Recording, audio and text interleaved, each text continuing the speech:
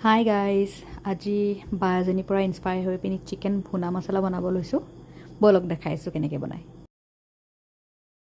প্ৰথমতে চিকেন আৰু আলুখিনি অলপমান ফ্ৰাই কৰি ল'ব লাগে। 50 to 60% ফ্ৰাই কৰি ল'ব। তাৰপিছত অলপমান গৰম তেলত দিব আদা নহৰু পেষ্ট, 2টা শুকান জলকীয়া আৰু থাকি গৈছিলে মোৰ দিবলৈ কাৰণে বিলাহীৰ চপ কৰি থোৱা। মিক্স কৰাৰ পিছত কাশ্মীৰী মিৰ্চটো দি দিয়া হ'ব।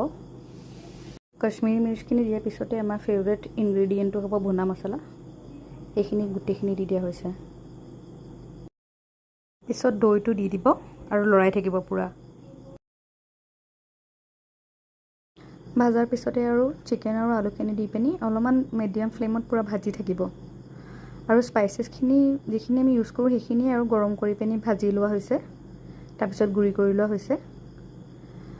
যেতিয়া হ'ব তাৰপিছতে দি দিব এয়া কসুৰী মেথি আৰু এয়া ধুনীয়াকৈ ৰেডি হৈয়ে গ'ল লগভগ। খিলা খিলা পোলাও বনাইছে বুজাই, বহুত বঢ়িয়া হৈছে। পিছত পোলাওৰ লগত ধুনীয়াকৈ খালোঁ। আজিলৈ বাই।